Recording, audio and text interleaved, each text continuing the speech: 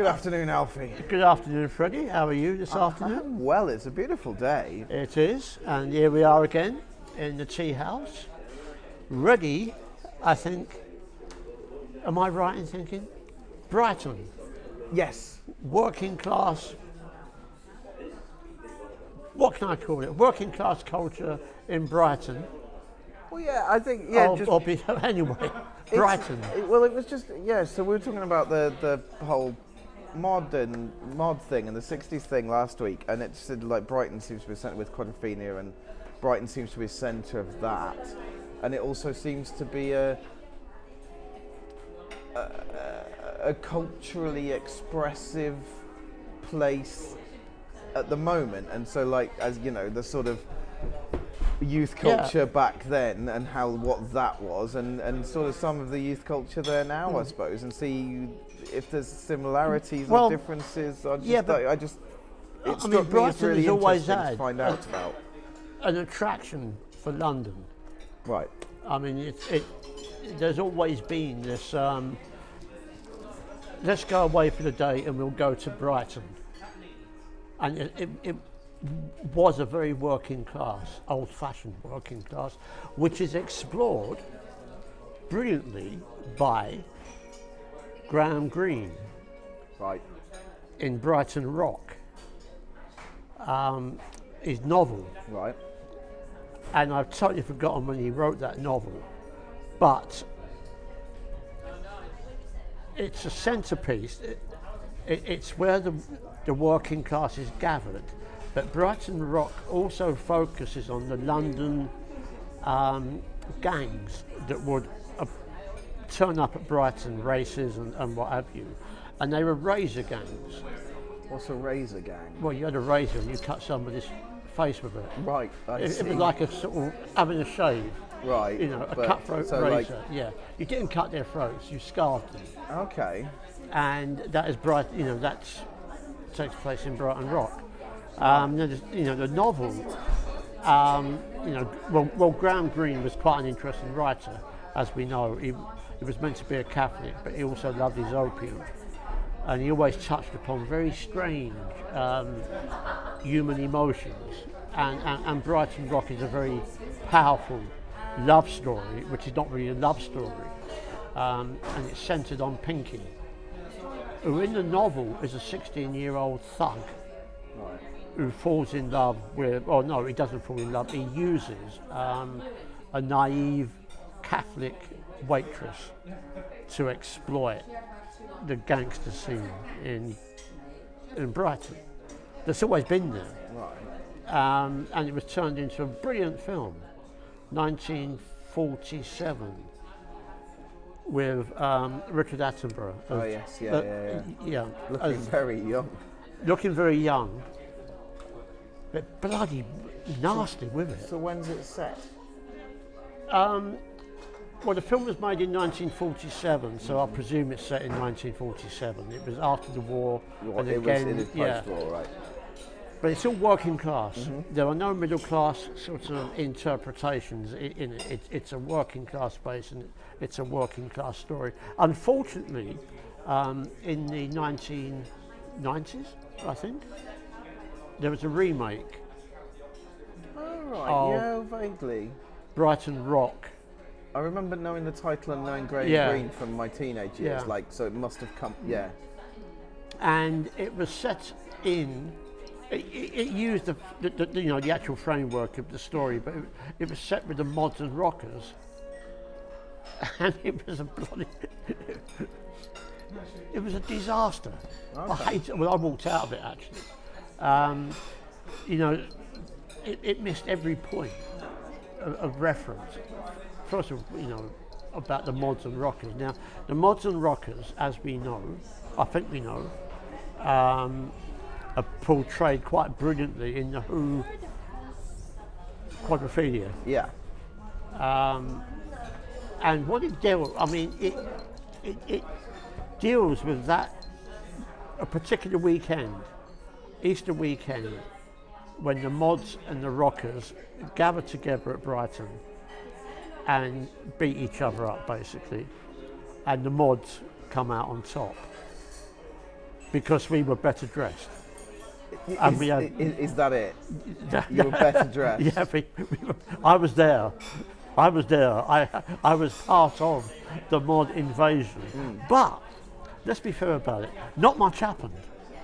Right. Okay, not much happened. One, there was a lot of running up and down the beach, and a Youthful couple of, exuberance. yeah, and a couple of cafes got smashed up. Right. But that happens anywhere at the seaside. Yeah. You get adults who are drunk at the seaside and they smash things up. But what happened here was what I call a moral panic developed in the media. Right. They beamed in on this so-called massive confrontation as a moral panic. Young people today are out of control. Well, it sounds like you were, Alfie. No. With your music. Oh yeah, and with your the music, scooters and your clothes. yeah, and our money and our clothes. They didn't hit upon drugs, but it was a moral panic, and it flashed all over the media. It was crazy, absolutely crazy. But we loved it because, it That's made us, attention, isn't it? Yeah, it's a pure, individualistic satisfaction, like up you lot. But it wasn't like that in reality. Okay. Right. So there was this moral panic. So is the film more pandering to the moral panic or more like the reality? Midway, Right. Okay. up until it gets to Brighton, and the fighting on the beaches and all that. And there were fighting, but it was nothing near like this great riot. I mean, there was an overdose of police there. But what people failed to recognise in that whole scene that was going on was that on the Sunday afternoon, all the mods started to pack up, head back to London on their Vespers and mopeds to get ready for work. We've been talking about that as having jobs, having money. Yeah, starts but this they culture, weren't yeah. revolutionaries or anything. Right. They were going back to work. Yeah.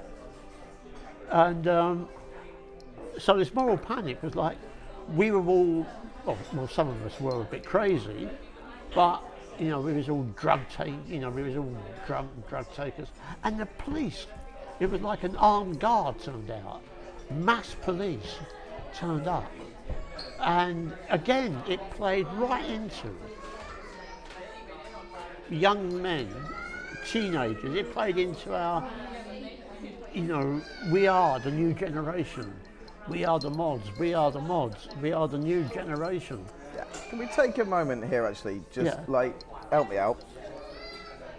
I need to get my thoughts anyway. Yeah, mods and rockers. Yeah. Can I maybe define terms, define the differences, define why would one join one gang or one identify with one tribe as opposed to the other tribe? Right. I think, the rockers had their own style. They had the big motorbikes. They had the, they were greasy, dirty. They didn't listen to the proper music. A big part of it. I think. So what's the mod bands of the now, Who? I always assumed at that time that they all came down from up north. From the northern towns. On the hand, the sort of Hell's Angels type. Yeah, They're the precursor to that, or is it? Well, no, they were a bit thick because they was up north. They weren't like, this is an attitude, You're man. just showing your prejudices. No, but this is an attitude that we had. Yes. Okay. But taking a step back, just to help us, like millennials, understand what this was about. So your rockers are your what? Stones.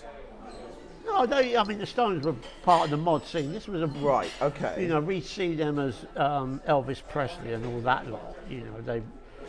Although they were listening to the same music as us, but they didn't go to the same clubs as us.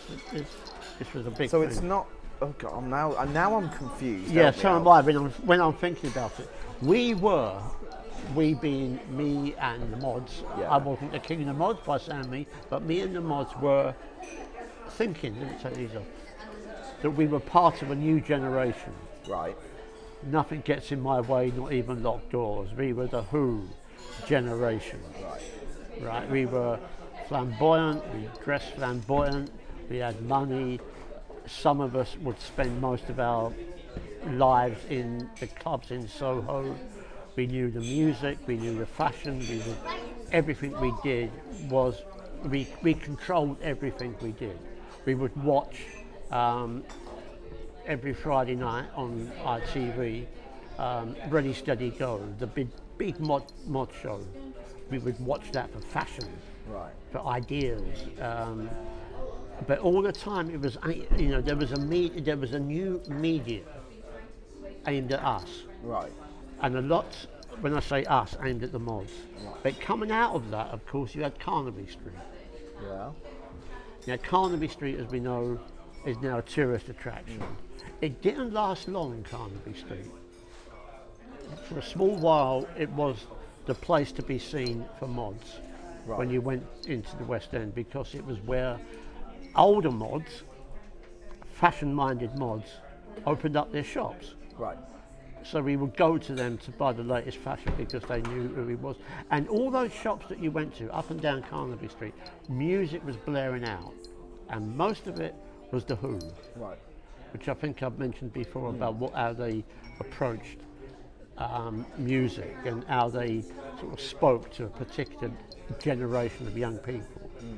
And it's like a lot of youth culture. It doesn't last long. In the end, it became a media centre point. The media took over and saying, this is where young people go, look at this, this is Swinging London. We were never part of Swinging London. Right. Swinging London was very middle class. Yeah, okay. It came from a whole different scene.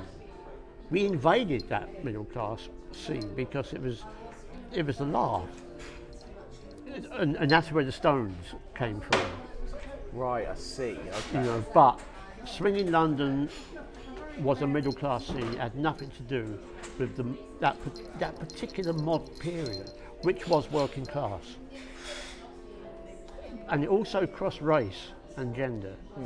It probably was the first youth movement in the UK that actually embraced difference and gender difference. Now, part of that was because of the fashion, part of that was because of music, part of that was because of the clubs that we went to in the West End. Part of it was also the R&B, rhythm and blues. Right. It was coming over on a regular basis, and part of it was also to do with the drugs that we were taking. Speed, Purple Arts. Now, we bought our Speed and Purple Arts off of a couple of guys in the Scene Club from a couple of GIs. Right, because they got the drugs from the docks. So there was already a sort of market.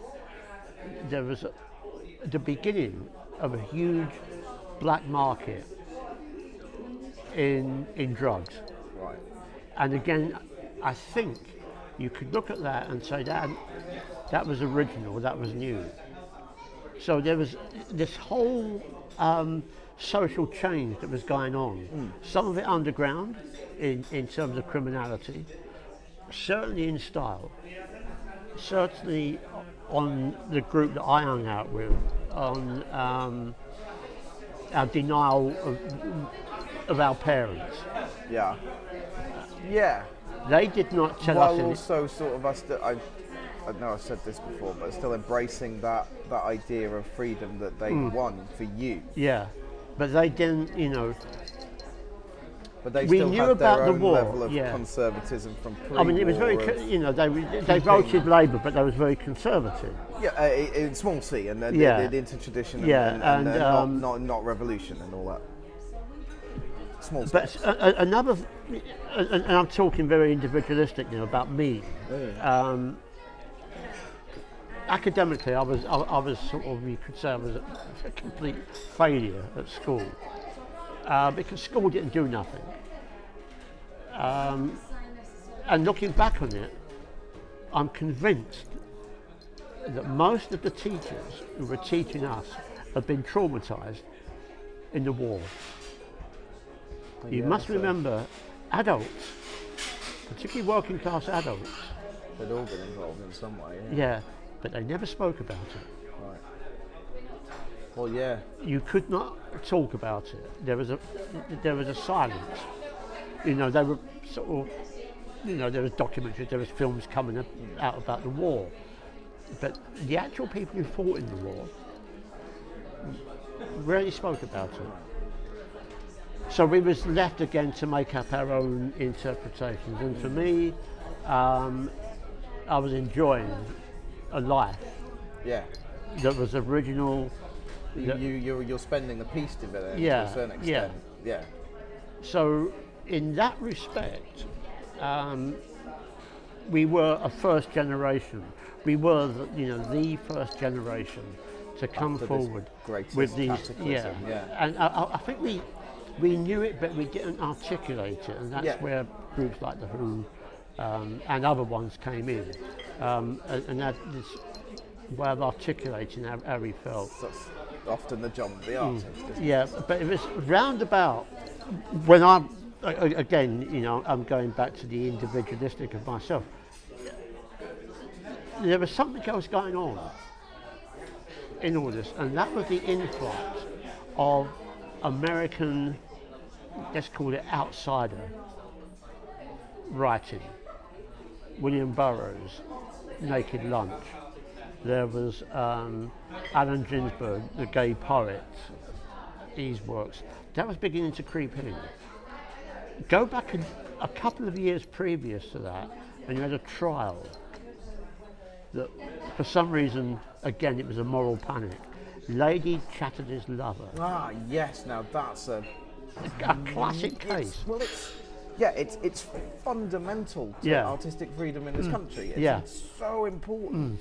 Like that, the end, like that decision changed censorship here. Like, I mean, obviously you've got centuries of small change. You've got, like, we won the freedom of speech slowly over time, but that was such a show trial to like, because it's in feminine pleasure, it's in sex in a book. It's like, it's one of those last taboos to be broken, and that's so And also, it was the judge summing up. Right, go on. He said, I should have written this down. He actually made a statement to the jury. Would you allow your servant to read this book? Oh, fabulous! Right. And 12 men through. Yeah, they just said yes. Up yours, Gov. Yes, I would.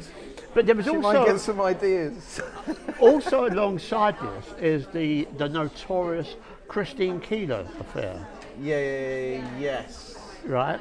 Profumo affair. Yes. A Tory minister of armaments or something, because we still had an empire, and we still had weapons and all that. He kept an affair secret that he was having with this woman, Christine Keeler, who was a high fashion, high class prostitute, a good time girl, very working class. Right. But the person, a friend, oh God, a young girl, was upper class, and she was an upper class prostitute. Right. And this created a massive, great stinking government.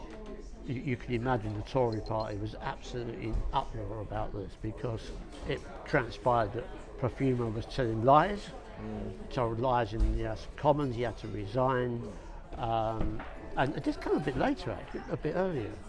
But also, made matters worse was the fact that one of the participants of these orgies that was meant to happen, I don't know if that happened at all, but there was a Russian involved in all this, So you have you have this sort of soap opera, a sexual soap opera, and as a moral panic. Not only a moral, there was a fear of spies. The Russians were everywhere, spies were everywhere, sex was everywhere. Civilization was collapsing. And to an extent, they had a point, Alfie.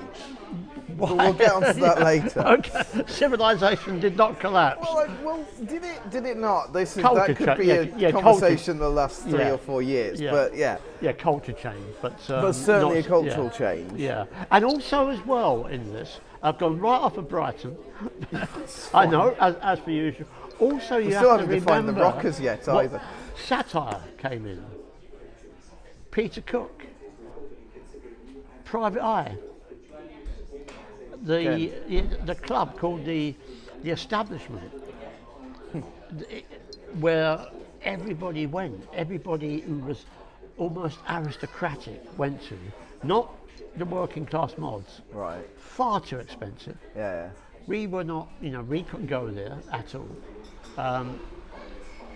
But it was in the so-called establishment that Peter Cook, with his wonderful ability to change his accent, started to take the piss out of the leaders of the country. Again, and not only that, make records of it.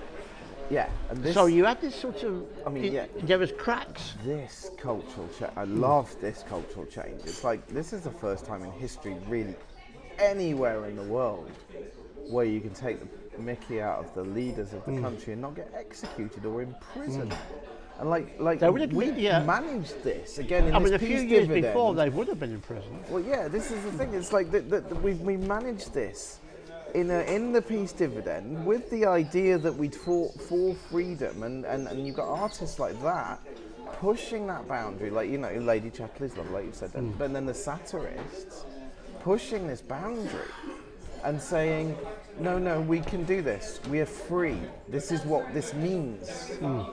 And the fact that they got away with it and they managed to do it, and this high point, and then the next sort of 10, 15, 20 years, where you can literally take the mickey out of anyone, whether it's higher or mainly satire and political satire, but like any, what would you say, ruling class or mainstream idea or whatever it is, and to prick that pomposity with humour, so British for a start. I mean, it's like, during the war we're singing Hitler's only got one ball while they're dropping bombs on London. Like, so it comes there, but that's to an enemy, but to do it to a friend and hold power to account through humour, like, I think is an enormous advance of civilization that, like, we risk losing at our peril all the time. Like, they're always going after comedians. They always will, people in power. But they hit it. People like Cook, and then you're moving on into Spitting Image and all those things in the 80s. Like this, that's so important to our civilization. To me, that's really important. I mean, that's to where our these sort of civilization. splits began to develop. And there was also splits amongst the working class. Began to open up as well with trade unions, people breaking from the trade unions. In the docks in particular, they began to lose a lot of power in the docks. Right. Not in up to a point, not in the big industries, but once the power in the docks began to dissolve into something else, because it was all part of the economic slowdown that was going on, so the docks become quite redundant. But there was still that pride, that working class pride. But that did not affect a great deal how the mod style was developing. Again, that was a conflict. You have this sort of, well, I don't want to work on the fucking docks. From young people, I don't want to go into that factory. I don't want to do that work. Right. You had that attitude as well. Wasn't afraid of work. There was this thing about wanting something different. Okay. And it couldn't be articulated. Certainly not by politics, not by unions, and a lot of magazines that started to develop. Michael Heseltine developed a magazine, very very flash, very funny. Oh God, I had a couple of copies a few years ago, but I sold them. And I mean, even when I look back then, they were really good magazines. They were, and it was all part of the new age, the new zeitgeist. This was it. But like all that new age is the undercurrent. The undercurrent was always bubbling away, and I think that's where films like Quadropedia are quite important, because you have these the working class mods who was at Brighton went to work, and they soon settled down. Yeah. Some of us didn't settle down. Some of us believed in this mod ideal. But alongside, back to Brighton for a moment, a brilliant play, The Entertainer, Yeah. Laurence Olivier. Yeah. It is called The Entertainer, isn't it? Yes. Yeah. So yeah. Written by, come on, angry young man. It's not Osborne, is it? No. Yeah, Osborne. It's Osborne. And here you have, again, this crack in the past and in this new age, where I think it's one of Olivier's great performances, actually. I haven't seen the play, but I've seen the film a few times. And Archie Rice is the character that he plays. And it's set in Brighton, the old-time musical, end of pier, working class entertainer who's out of date and out of touch. And it was a movie that sort of, well, it works on a lot of levels for me, because it encapsulates what I've always felt about Olivier, is that we underestimated just how fucking good he was, how brilliant he was. And it also underestimated that particular form of working class entertainment, the last of the musical, the last period he was, where he came from, Archie Rice, with the old time musical. It was derelict. It didn't have an audience no more. Although BBC Two or BBC One did those series old time musicals. Now the thing about how Olivier portrayed that character, I remember going to see him talk at the NFT. All his early years as an actor was informed by working class culture. And it's a pity they weren't recorded. He actually did 2 public speeches about this, and he said that he grew up as a very middle class individual who was in love with the musical, and he would go to the musical, and that's where he learned about an audience and how you can control an audience, how you could actually, your mere presence on stage was enough to hold that audience in your hand. And that's where he learned his acting ability. And I remember giving talks about some of the shows I did at Oval House, and the opening of Richard III, Olivier's Richard III. It's a very stagey film, but when you look at him performing, he's looking at the camera. He's looking out from the screen at us, the audience, and it is bloody brilliant. I mean, forget about the other films that he made, like Hamlet, and what was the other one, Henry Lee, something, Onward, Onto the Breach, and all that. Good films, but it's Richard III, where you see the remnants of an actor using the skills of an old-time musical performer. Just looking straight through the fourth wall Yeah. at the audience. And he turns Richard III into almost the most vicious clown you can imagine. Right. And there are a few moments, I think, in this crack of culture where actors actually did that they managed to break away and draw in something new. But this goes back to that, what Brighton meant for the working classes, because those performers were still there in the 60s. They were still hanging on. Well, yeah, lots of the television entertainers that we knew through the 70s, 80s all cut their teeth in those places as they were coming up. Another great actor who unfortunately ruined his whole life was Richard Burton. And in The Spy Who Came In From the Cold, it's a Cold War drama, and it's absolutely brilliant in this film.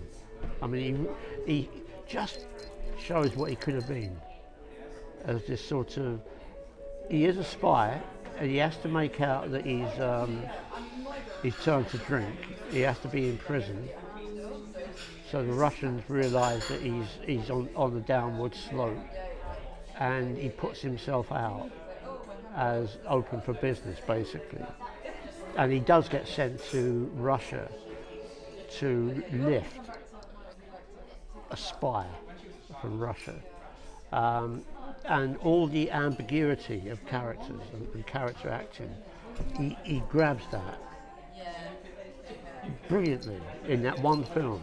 And there was a couple of other films that he made, but it was one of those films that as mods, we somehow, in a strange way, we identified with it. I'm trying to work out what it was. And I think it was the outsider portrayal that was going on, which he captured. Now, there were a lot of books and there's a lot of films trying to, at that particular period, I'm talking about the 60s, I haven't gone to the 70s yet, that were trying to relay about the outsider. But Burton captured something in that film that was like, yeah, man, I wish I was like that. Right. Also, it was almost, I wish I had those moral strengths he portrays in that film of that spy. There was a morality going on. What was it? What was his morality? I think, it's a good question. I mean, what is morality anyway? Yeah, of course. There was something about love, basically. It was he gives up his life because of love of a woman. Right. Which sounds sentimental. But there was something about, with us, it was a group feeling. You know, we was all together and blah blah. You know, we was a different tribe. Yeah. So it was very ambiguous, that whole period. Now I'm coming towards the end of that period because it began to fracture. There was fractures all over going on as it neared, as the 60s come to its conclusion, you could say, which happened in Paris, the great 1968, and it was attempted in this country, a 1968 equivalent. Well, yeah, I mean, yeah, 68 is. And unfortunately, in this country, again, it hit this moral panic. Again, it was going to be the end of civilization over this particular weekend. But when you get people like Mick Jagger turning up, talking about revolution, you know, you think, piss off, man. You know, it didn't work. Right. So 68, which people refer to, well, I keep on about this class distinction, was a very middle class, I won't say liberal, it was more aristocratic liberal ideal. That's fascinating. And that, you know, the Beatles were into that as well. They moved. Yeah. You know, Well, they this moved is what we know of it as well. Yeah. This is what, like, looking back, and you can see the difference. Free love, John Lennon. Well, yeah, and they'd All always, that. yeah, and they'd always been free love. You see, I mean, you've only got to look at the 18th century in this country, the most randy country in the whole bloody world. I mean, I mean, everybody was at it. Even the bloody horses were at it. You know, it was there. I mean, and and there's always been free love. It was just the way it was played out after the wars. It was like, it didn't happen. I mean, look at the bloody Second World War. Everybody was at it because they all thought they would get dropped down dead or be bombed out anyway. Everyone's always at it because But you might die. then you move into that. I suppose without that external pressure, although you've got the threat of the bomb, but the external, without that external pressure, did you need to maybe define it more? Like, because in wartime, you just did it. And maybe it needed to be defined in that way because there wasn't a direct. On the head there. It's something that I talk about occasionally, but I always forget about it as well. Like now, I mean, the bomb was there. The bomb was a threat. We felt the threat. Right. There was some brilliant literature coming out about the bomb. There were some brilliant documentaries. The BBC made a documentary by Peter Watkins about what would happen after the bomb dropped. It was banned. The government said, you banned that. Right. It's brilliant, actually. So there was a moral fear, and I think rightly so, because the bomb, Yeah, if we had it. off, Well, done. this was the other thing, I think, and this is where you get this other cultural split. We thought we had nuclear bombs. Well, we had a couple, Polaris. But we couldn't use them, and just told to by America. That's where you get CND and all that going up and down. We all joined CND. Right. Yeah, we was all there, man. Okay. Wow. Brilliant. You know why, don't you? It was cool, and way to get chicks. I don't know. Yeah, it was basically a bit of hot totty. It was over thus, I suppose. I mean, like, yeah. You know, it went both ways. You know, we had a great time. And that's how I discovered books, though. You see, thank you. Look who's over there. Okay. This is where I discovered books. Thank you, Freddie. You've opened it up. A bookshop in King's Cross, which is still there. Houseman's bookshop. That's where C&D started. Right. So in the cellar of this sort of radical bookshop. And up until recently, it was a wonderful dump where you got all these old sort of socialist anarchists discussing the fall of capitalism. It was fantastic. I mean, what can happen? But it was exciting. I mean, but it was that that's a fascinating topic that we should probably put a pin in because there's loads to say on that. That's maybe another time. That's another time. CND and But Totty and modern parallels and the bomb. And the bomb. Yeah, the bomb. So so we were on. Yeah, we're moving into the 70s. Free love. Now. Yeah. Well, free love. Stay around the 60s. Yeah, but free love. I mean, what was free love? It again, looking back on it, and I remember doing an essay on this. I maintain it was an invention. But what started this whole thing about free love was the pill. Right. Women could take the pill. They was in charge of their bodies. But that didn't mean that every woman suddenly started dropping their knickers, as the media began to assume this would happen. So the pill came out and there was a sense of freedom. And I think on the part of a lot of young men was a sense of, yippee folks, this is it. It didn't happen. Right. There would be, with any large gathering, things happen, like happenings, which started to come in on the scene. The arts movement, the alternative art movements, and alternative thinking, which I could never get my head around because there was nothing alternative about it. To me, the alternative thinking for people like William Burroughs, and a little bit later, Hunter Thompson. Hunter Thompson. Heard of him? Why have Yeah. I heard of him? One guy amongst many who influenced me, and still he's dead now, and it was his second book, Fear and Loathing in Las Vegas. There you go, right, yes, okay. Which is, even if you read the first 20 pages, is absolutely mind-blowing, brilliant. It's a drug-crazy fantasy that he's in. And we all thought, wow, man, fantastic. But then you stand back and you think, no, wait a minute, you can't write like that if you're that stoned.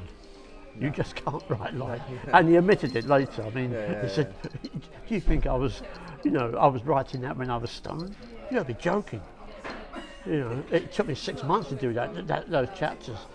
So where am I going with this? The fantasy of, I think, a lot of cultural changes that were going on. There was also a lot of I mean, they were developing and they were happening. There were cracks, but when you start to approach after '68, that so-called cut-off period, something else was developing. In working class culture, in particular, you had this other group coming through, and they were the skinheads. Right. A totally different fashion, Yeah. and a totally different outlook on life. Right. And looking back on it, I think they had a very nasty but very honest look at their future and said it ain't gonna happen. So that's why you got the shaved heads and the dress of dockers, big boots, Yeah. showing off their muscles, Yeah. hanging around in groups. Women pushed to one side, you know, the skinhead girls. But then come from another group from them, which you don't hear a lot about, and that was the Cherry Reds, because they had these massive great boots with metal, what do you call it? Toe pads, yeah, toe caps. They come out of the docks and they come out of Smithfield Meat Market. And by that time, Smithfield Meat Market was a very fascistic union. Right. And a very close union, and a very violent union. So youth culture, So where are we? What years? we're roughly? beginning to look at 69, 72. Right. We're moving away. Just as the economy Yeah, starts to go down. There's the slowdown in the economy, and there's other fractures going on. The light, the colour, the blaze, go on. This is just good. This is great. But we still haven't defined the rockers. Oh God! Yeah, well they were just, you know, No, they were the other side. Why didn't you like the rockers? What was wrong with them? Well, it's the way they dressed, you know, their stupid oily bikes that they drove around, music. Well, you said the music was often quite similar. Yeah, but I mean, we didn't expect, it was, but they also listened to Elvis Presley.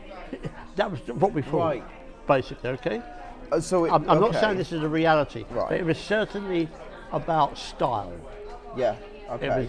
It was certainly a style that we, was like, Competing fashion. yeah, it was like, it wasn't even fashion, it was way back, it was 1950s crap, Right, It was and like so greasy they hair. were, They did have greasy hair as well. They were a bit of the past. Yeah. Okay, Yeah, that's interesting. sorry. Yeah, you see, Yeah. so I'm trying to Yeah. work this out. So Yeah. they were a bit of the past. Yeah. That Teddy Boy kind Yeah, of brill cream hair. T-Birds, if Yeah. you want to take the later musical film on Grease and that type of look. Okay, so you were modern and new in your suits and your prosperity, and they were something. I mean, that it was was a bit also quite older. feminine as well, the mods. Sorry. There was also a feminine side to the mod, Right. the super cool mods. There was also this sort of, to make ourselves even more different. There was That's a dandy-ish. yeah, it's a good way of putting it, yeah. which of course came in the 70s. That sort of that shift. Was there a, I don't know, because that's a fashion difference, and there's in culture, fashion and music. Is there a philosophical difference, or like what did they represent in terms of what they're identifying with as a group? What you mean, the rockers? Yeah, and the rockers, because we They just were spent they were about sort an of hour they were talking factory. about You know, they the worked in mods and- factories. Sorry? They worked in factories. They Okay. you know, so did a lot of mods as Right. well. But it was this total representation of yesterday. They belonged to yesterday. Right. They look like yesterday. If you know what I mean, you would look at them and thinking, They're the same age though, roughly? Or? yeah. Right, but Yeah. that's a Right, choice. maybe a year or two older, But it's it a was choice to hold to Yeah. it's not Oh, even but they that love their long ago, motorbikes, man. You know, traditional you know. dress of like what it is to be cool or what it was to be cool 10 years ago, but holding to that as being still cool. And sort of if thing. you look at their motorbikes, they were very masculine Right. Okay. compared to the mod Vespa. Yeah, the pootling scoot- about on yeah. your little two-stroke. Yeah. You know, yeah. I'm so- having a rocky, you know, with my beard, Alfie. yeah, you know, and those motorbikes were quite beautiful. You know, now looking back, you know, it's like Triumphs pop and- arts. You know, they were little works of art, a bit like the more sort of flamboyant scooters that the mods had, with all those lamps on the front, Yeah. which never worked because they weren't meant to work. It was just, wow, look at that. You know. I've got it's like, yeah, so Yeah. I suppose it's like, So look at my watch, yeah. or look at my lamps, or look at, if And I'm it a was very- Viking, look how many arm rings I've got. And Yeah, always it's the very same. narcissistic in that mod movement about that. So you know, the rockers simply just represented a whole different way of life. I mean, I don't know much about them anymore. I know more about the Hells Angels in America, Right, simply from Hunter Thompson. right. But they certainly weren't the Hells Angels in England. I mean, they had their cafes, they had their own music. So you know, there was an apartheid. So there's this, so the group, slightly cultural, slightly a bit more traditional. I Yeah. suppose in all senses. Then, if you're talking about music, look, style, and masculinity, then they're a little bit more traditional, and that's the difference between the groups. Roughly. Okay, that's interesting. And there was regional differences as well, Right. north and south.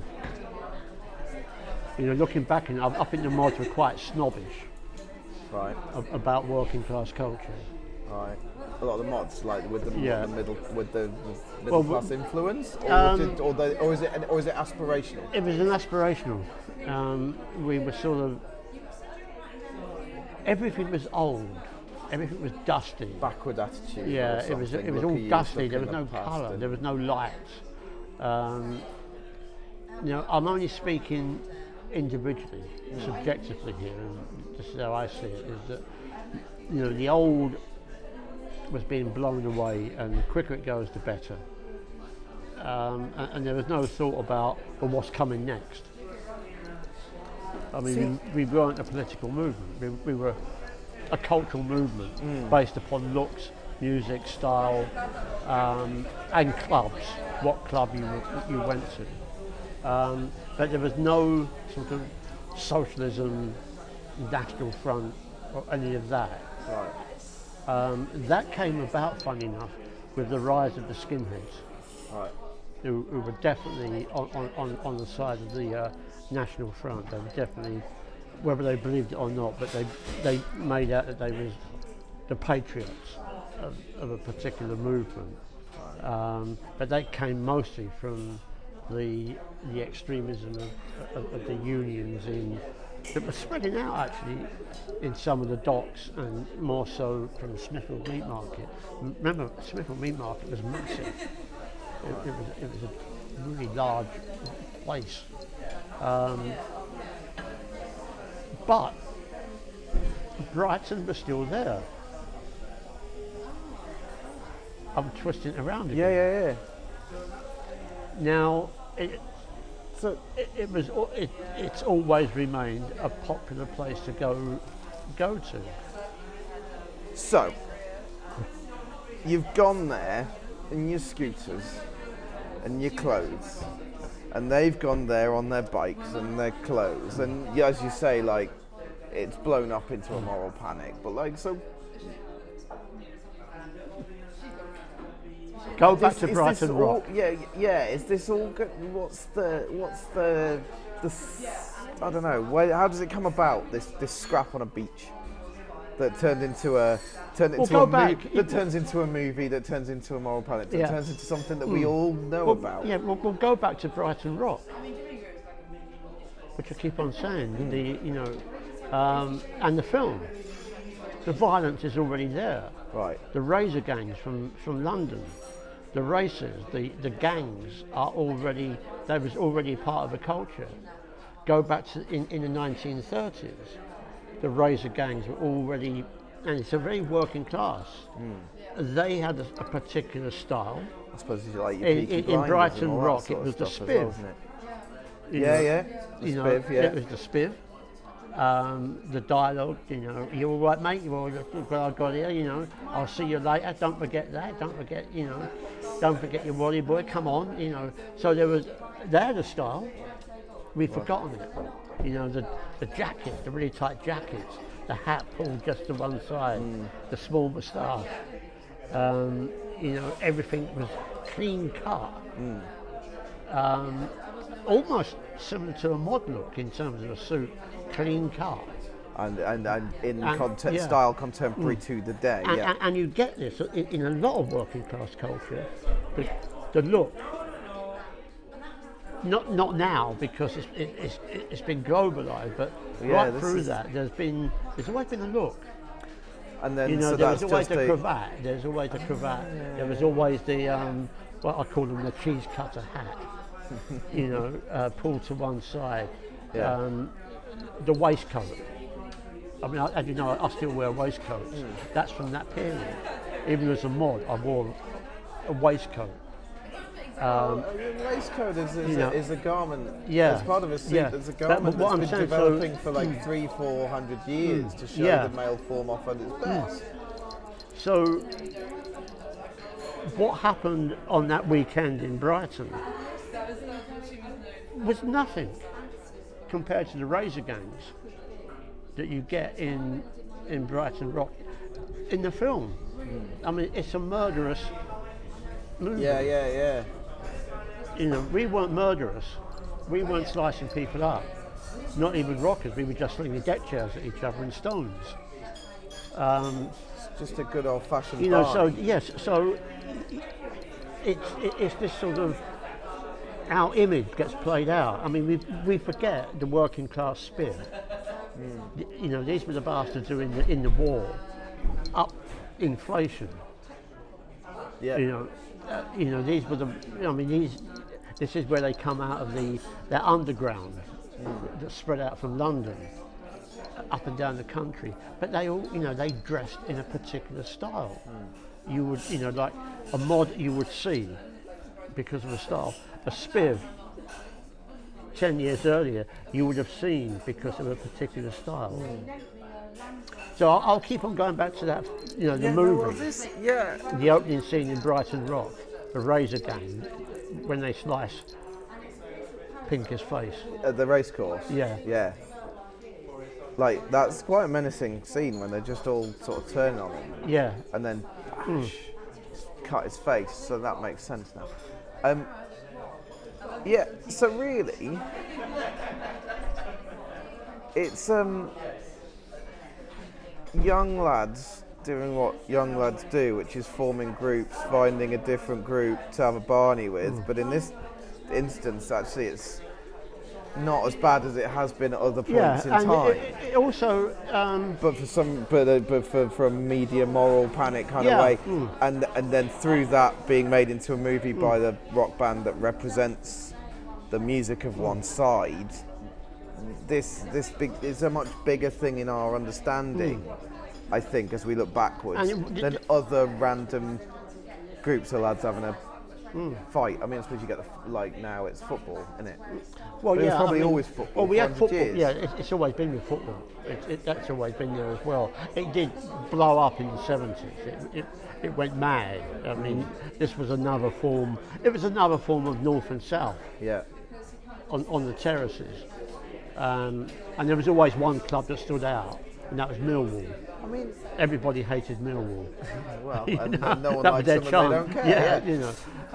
But it's this undercurrent of working class culture that sometimes gets lost in the cultural debate that goes on even now. Yeah, you know. cultural inquiry is often more of a middle class pursuit. But this is the interesting. Like, can I see one of these now? Two fashionable cultural groups of mainly men, but obviously with their girlfriends and whatever and stuff, hangers on and such, coming together to have a Barney. No, I can't. We seem to have changed. Well, look at what happened last night in Birmingham. Right, go on. Now, I don't know the details, and it's a fresh piece of news. It was people come out of a nightclub or a pub and started fighting. You know, it could be loads of different reasons for that. And somebody got murdered. Yeah. They got stabbed. It was a massive fight, evidently. I think there is. But again, can I go on to this? Yeah. Friday nights, particularly in King's Cross, I know King's Cross, but I think it would. This would be nationally on a Friday night, closing time 11 o'clock. Remember, there wasn't any sort of 1 o'clock, 2 o'clock. The pubs closed at 11 o'clock by law. So what happens? Before closing time, half hour before closing time, drink up, ladies and gentlemen, last orders, closing time, half hour. Rush to the bar. Chasers, whiskey and beer, knocking them back. By the time you get outside, you're steamed up. Yeah. A little shove Yeah. turns into a big shove, turns into a bottle fight. Well, they've changed the licensing laws nowadays. Maybe Yeah. that's part of it. Like you've got to stagger not like people then. I mean, out, and you've got you to know, stagger it on all, a and Saturday they're morning all you could finishing at different times. And down King's Cross, right, in a small walking distance, you had 5 clubs, pubs, right. and I never got involved in that culture. That was another reason. That was like old man, that was like yesterday. It was, in the clubs in the West End, they didn't close. Right. So, have to keep on going back to that. Pubs closed at 11 o'clock at night, Friday, Saturday, and a little bit earlier on a Sunday. 10:30. So there was that culture, and on a Friday night, you would guarantee there would be fights outside. You would guarantee it. It would happen. That's what drunk young men do. But like, And that's there was a whole culture around that. And I remember I did a big epic show that actually took place in the pub, and all sorts of things happened in this particular pub. But there was ways of standing at the bar on a Friday night, mostly men. Saturday afternoon, you would gather, talk about football, mostly men. Saturday night, family night. And again, there was a demarcation line between men and women. Women were never allowed to buy a round of drinks. That's very civilised. No, never allowed, man. Gentlemen all around. No, but these weren't Well, gentlemen. they sound like gentlemen. Oh no, Not no, letting a there's lady ways buy of a drink. standing. There was ways of standing. There was ways of drinking the beer. Okay. You were drinking like that. Well, that's manners in a Yeah, that's just manners. No, that was that was a way of, that was a way of, accorded by groups. Yeah. But yeah, But the way of doing things, we don't. And do there that were anymore. pubs where you did have the woman-only bar, a little caveat, where they would drink their Mackerson beer. So again, you had this sort of a whole separation going on, which you didn't have with the modern movement. Right. Yeah. So that working class culture was really male dominated. And as I say, on a Friday night, a little tap on the shoulder by me, because although you could, if you was known, and much later I got involved in part of this, you could hang about. Last orders, ladies and gentlemen, drink up now, please, and they would come around, glasses moving and wash up. One or two would stay behind. Yeah. After hours drinking. That was always there. Yeah. In King's Cross there was the local police station. And that's where a lot of business got done. Right. And the pub is still there actually. That's when some of the CID would come in. And anyway, we're off that subject. Yeah, it was just more like that's just general drunken Saturday night, Friday night, but Saturday night more now, I think. Fighting, but with the mods and the rockers, that's an identified tribal reason for the fight. Do you see what I mean? As opposed to random. And what we're talking about with last night in Birmingham was probably just drunken random fighting. We don't seem to have. I'm going to call. They're still like even the mods. While they're being modern, I would still look at that as a masculine culture. I mean, I'm talking to a man of it, so I'm going to get that impression. As you say, it's more progressive with a small p, because as you say, feminized dress and the ladies more about and whatnot. But you're still blokes with motorcycles looking cool, having a fight. Yeah, and your girlfriend would be at the back of. Yeah, so there's very a much change. like, yes, yeah. It's a change, but you've still got that aspect of blokes having a scrap. Whereas now, yes, you got your random fights, I think, but we don't seem to have the culture doesn't seem to give a group fashion. I suppose you had the hipsters, but you'd never see a hipster in a scrap, would you? Cool, blimey. I mean, I'm talking about my generation, the millennial generation. Like I don't know what I'm trying to get at. I think I'm trying to get at like Brighton now is vegans. It's a big gay community in Brighton now. Yeah, it's all the sort of identity politics groups. All this sort of modern left stuff has found its home, but that's far more political. Like wound up with culture. It's got that aspect of. It's far more safer. Everything you do has to have a political. Yeah, but it's also far more safer. Yeah. Oh, yeah. I'm not. I mean. But it's I still don't got think its you own, would get. It's still got its own level of force. Yeah, but you wouldn't and get violence. In those days, you wouldn't get middle class people. Yeah, very middle class. It's a very middle class travelling culture. over to Brighton for a day out, No way, man. Oh God, cockles and mussels. Oh, it's got to be joking. Yeah. I mean, it's a very middle class cultural movement. Like what you'd see in Brighton now, like is very. But you see it all over. Very green. Oh yeah,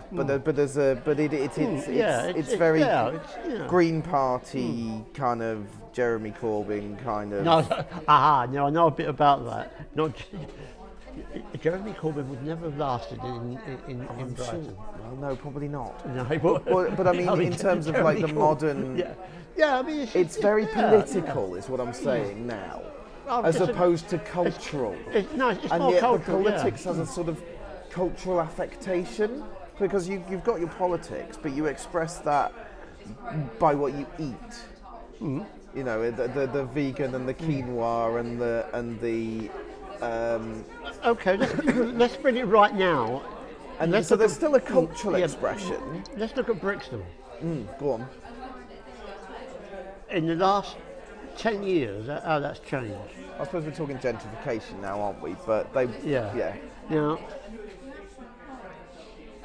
the same attitudes that you're talking about are up in Brixton, but they're conservative. They would vote Tory up there. The old Brixtonian sort of atmosphere is not there anymore. Now, the other week, about and something we're looking at up the road, Foxton's, the estate agents, isn't it? And I was talking to somebody on that corner in Vauxhall, and a young couple walked out, and I think it was the woman was on the phone talking to her friend that they're looking at a flat in Vauxhall by the Thames, a title. Well, we are Vauxhall by Yeah, the but what I'm Thames. saying, you wouldn't have- Technically and Yeah. geographically. You don't call it Vauxhall by the Thames. No, I would no, never I've call never it heard Vauxhall. that. I mean, it's Yeah, an but accurate it's- description of Vauxhall. Yeah, it's a selling point. So we've got this culture, you know, and also look at, if you look at those periods in the past, yes, there was poverty, but nowhere near the amount of poverty we got now. Nowhere near it. I mean, one of the biggest. That's a Oh God, I know. fascinating contention. No, that is perfectly true. You can look at the figures, you can look at anything. How many, in those days, we actually, even as young people, we didn't even think about people on the streets. There were tramps, Yeah, and you know, like tramping, you go tramping. yeah. But you would not see young people, I tell you this now as a fact, sleeping rough on the streets. You've just never seen it. It would never have happened. Yeah, that's an But interesting. again, it's this old different Could cultural. sit here, you know, Alfie, and and- accuse your I mean, drug-fueled up culture the from road. the 60s of Up, creating but up the road here. a drug in a more of an exception Yeah, of but drug up- taking, which can lead to No, then the no, more yeah, people no, we have no, on the no, streets no. because of addiction. It was done, you know, austerity. Up the road, again, up until about 15 years ago, it was always known as a gathering place for older men to get drunk. It was always known for that. So you have these, it's like King's Cross, that was always known for prostitution, Right. a dangerous place to go. Around these areas of transport, Liverpool Street, that was always known as a very dangerous area, mostly because of so-called Jack the Ripper, sun's in my eyes. But there have been massive shifts in terms of how we look. I don't know what youth culture is no more. This is somebody who was working in a college Yeah. with young people. Well, as you say, it's been globalised. So There's a globalisation. Only the other day I was talking to somebody about We Are the Lambeth Boys. You know that documentary that was made in the 50s. And as I pointed out, all those young people were in work, they had jobs to go to, there was work. We don't have that no more. So it's almost, when I frame it like that, I'm almost talking about a different age well, back yeah. then. I'm always It sort was a of, very different country. I mean, And- we've changed a great deal in 20 years. well, so. in 30 years there's been this sort of, it has changed. Now, what, and if you look at it, if you stand back and with a really cold eye, and you look at the changes of, particularly in youth culture, you can follow it through music, and you can still follow it through fashion. I remember the other day somebody told me about the Bay City Rollers. Wow, you know, like They it were all like, goes- like white with tartan trimmings, wasn't it, or something? yeah, fucking awful. But then you begin to get this sort of shift into a slightly. I think at the time people thought was a debauched Edwardian, not Georgian culture. You know, the big shoulders and the music. But again, you could look at it and say, well, what was going on here? What's happening with that music? Who's listening to it? Because also at the same time, along with this quite clean, stylized musical culture, fashion culture, very stylized, very aggressively aristocratic. I keep on using the term aristocratic. I can't with something much different. But you look at it, but there was something else going on. The rave culture that was taking place up north. That for some reason we touch upon and then we move away from it. But that was that was a working class culture that was going on up there. It's in the south, you've got this more sort of, dare I say, wet. Yeah, dare to say anything you like here. But I'm trying to think of an expression that would suit this, because I started doing work on it, but I got caught up on other stuff. So you're on the sort of 80s, 90s? Yeah, it's the yuppie culture. Yeah. Well, that's an extension of again, getting back out of the economic slump and having money again, isn't it? But they must have similarities to the mods in well, terms not of really. fashion. Yeah. In terms of now dividends of money and turning that into fashion. And it's a good one, because with the yuppie culture, they didn't produce music, they produced something else. And I remember going down the city in the 90s and seeing those wine bars that began to open up all over the place. Yeah. And the amount of fucking money that was being literally slung on the street. Yeah. And you think, wow, well, that didn't last, did it? But it was a fractured society that was there was nothing. Maybe it's me, maybe with sort of my cold eye of experience. There was nothing exciting about it. But is that just because it's the one coming in behind you? Yeah. I mean, but even then, when I look at those in the you've got some stuff like the New Romantics, and you've got the sort of more miserable bands like the Smiths and those and those sort, you've got sort of existential interest, and the where are we going, and then you've got the. I know. Right. It was something else. We need a blooming Gen Xer to tell us about the 80s. There was too much of it. It was everywhere. It was global. It was everywhere. Well, I suppose that's the start of that. And that does go back to, you could say, the 60s. That was the seedbed. That was like in the garden where you plant seeds. Also, we start to get better communications technology. Yeah. How are we doing? Oh. But so it just feels like the modern Brighton. It isn't just because you've just spent a long time explaining that it was really just cultural, and it feels like nowadays you can't do anything cultural without binding it to politics. Well, look what happened in the heat wave. Yeah. Recently. Social distancing. Oh yeah. Gotta be outside. Gotta be 2 meters. Yeah. London. Where did a lot of Londoners go to? Oh well, they buggered off to Brighton, didn't they? They went off to Brighton, didn't they?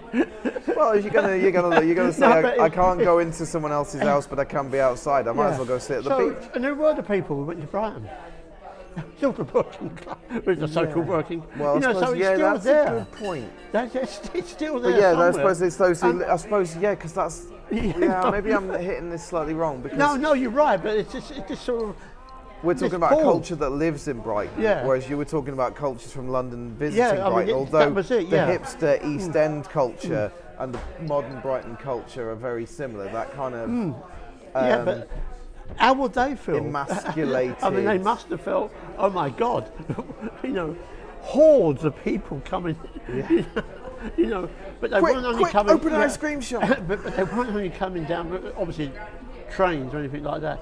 They were banging down in cars and. Well, yeah, because then you're in a nice tin box, socially distanced. Yeah, social distance.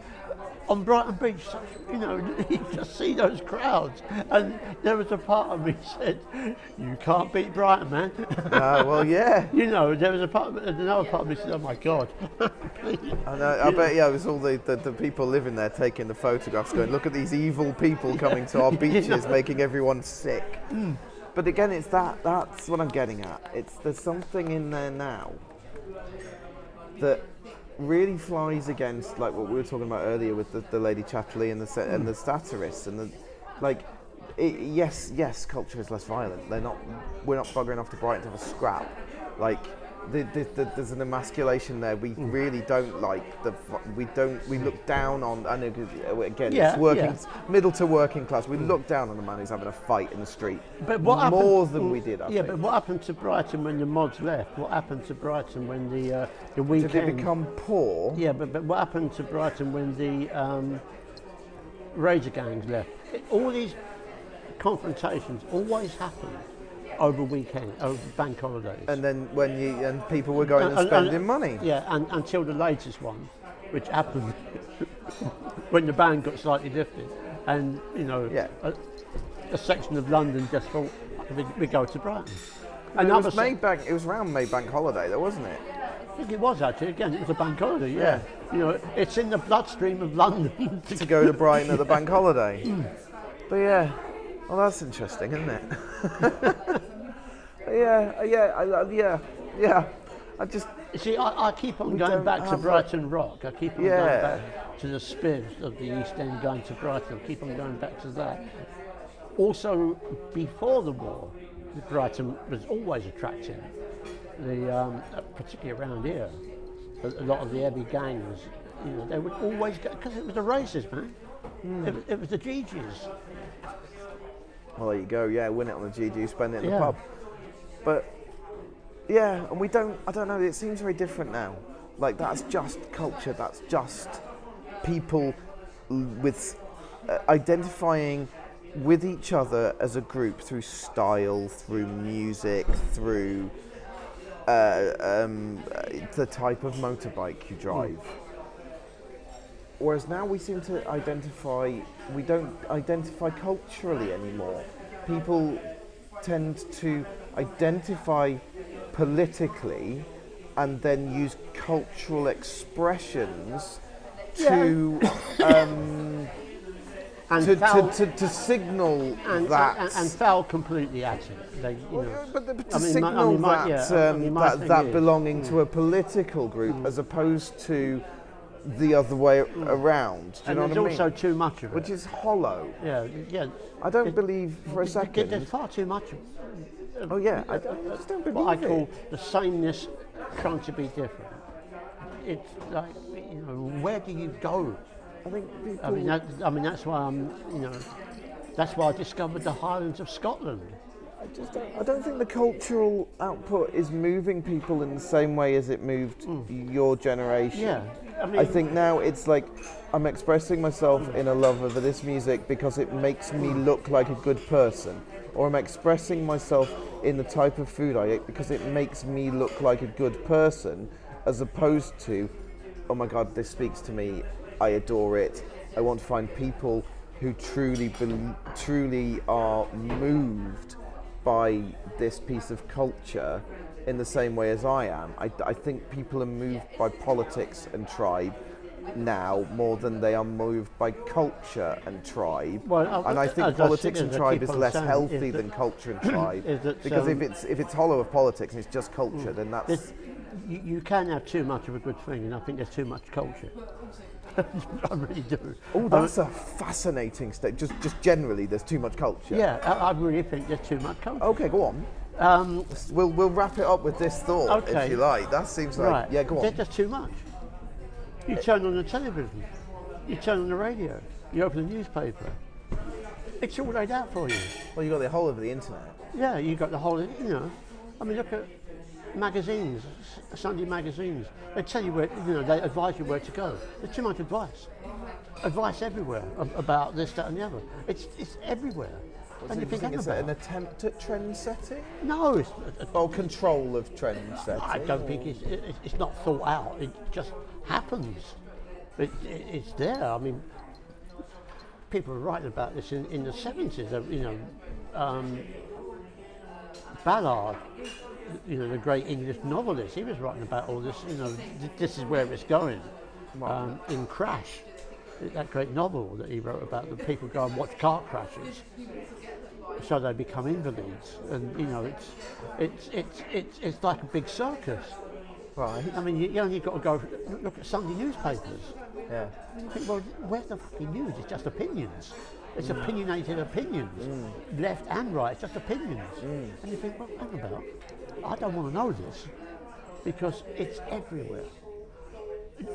I watched I used to love watching gardening programs. You watch gardening programs, and you think, but you're in a big fucking garden.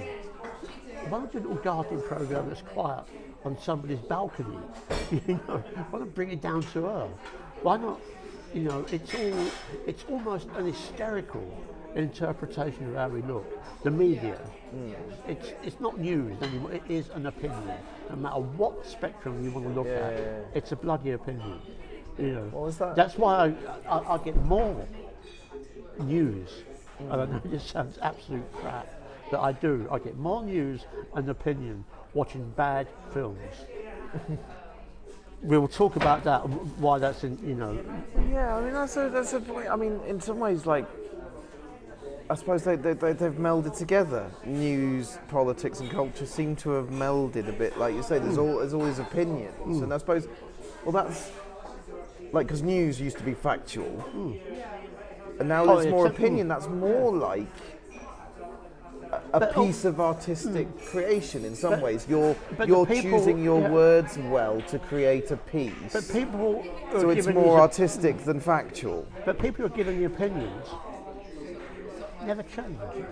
It's always, oh God, I despair. I don't watch it anyway. Sorry, you can start coughing. I mean, this is a big conversation. It really is. I mean, that's why I still love the proms. I didn't get involved in that argument about Royal Britannia and all of that. That happens. I mean, that just happens. But at least there are certain art forms now that respect, wait for it, The respect. high art. And that's what I'm into. Yeah. Art, understanding, appreciating it. Well, this is and the thing that you can look at and that it will that's why I love affect you in a different way to the man standing that's to why I you like because watching the proms. the art tells you more about yourself than and that's why I the like art. watching the proms with a particular conductor, and then being told, not being told, being educated by critics who know the subject. They're not patronising. They advise what to listen out for. And they're always saying I might be wrong, but if you get a great conductor, conducting a piece of music, it's always introduced with a sense of wonderment almost. We're proud tonight to have this individual conducting this particular orchestra, and there's rituals that I like, that certain members of the audience of the orchestra have been chosen for a particular reason. I love all that. Art. We've lost the courage, I think, to say that we like or we love art. That's brilliant. You're absolutely right. I mean, I think to a certain extent you don't necessarily in those circumstances, like you say, you find it interesting, but you don't necessarily need the critic telling you that. If the art is good enough, it will move you, and that's what it's there for. And you know, if you get a good art critic on TV, I will watch it simply because they actually know what they're talking about, and they are teachers. Yes, They're teachers. but to a certain extent, they are just informing you of their opinion. And if the piece is high art and stands on its own, But you should be able to engage and because with they're it teachers, and form your own without their I want to involvement. get back to this. That's important. They're not saying, you know, they will pick out something and talk about it. And it might be something that you hadn't picked out before. That to me is interesting. There was a, I forget his name, Brian Sewell. Oh, Brian Sewell. Oh, yes. God, he We- was. We all love difficult to Brian listen Sewell. to. But he did this whole series of art, and it was on Channel 5.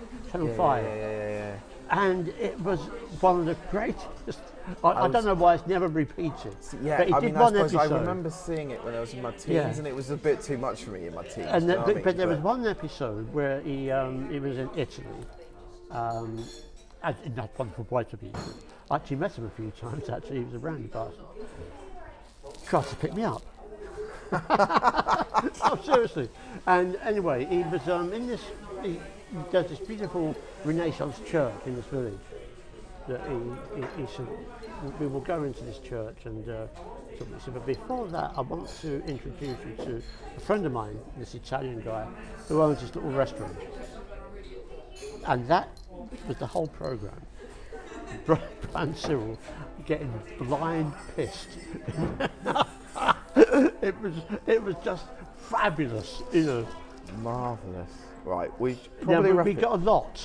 We got did, through a lot. but it's the, as you say, high art, and it's the proms at the moment. And you're Football looking for me. who is it you're looking forward to? You tell me keep about on a missing- conductor. Yeah. Oh God, what's his name? I've totally forgotten. Got the bushy hair. Sorry, I shouldn't have sprung that on you. should I? No, you shouldn't. The hair. Yeah. Big hair. Yeah. Anyway, listen to proms. But there's also some great. Turn this off. Yeah, but there's also some fantastic Don't turn it off. women composers coming through. Oh, cool. And I mean, they've learned the art of what you could say, what the 19th century composers would have been like. Drama is nothing compared to these when they start conducting. It is really. I love a good conductor, giving it like Right, really I've feeling gotta- the music through their arms. Anyway, go and watch the proms, not just the No, last yeah, I've night. got. Alan. I'm talking to the people. Okay, tonight. Oh God, what's his name, folks? Tell Freddie later. Thank Right. you, Alfie. It's been a pleasure. I'll speak to you. Is that okay? I'll see you in the week, and I'll speak to you next week. Everyone can buy tea from our website, www.thousetheatre.co.uk. And go to Brighton. Yeah, go to Brighton. Sit on the beach. Have a vegan cake. All right, ta-ta.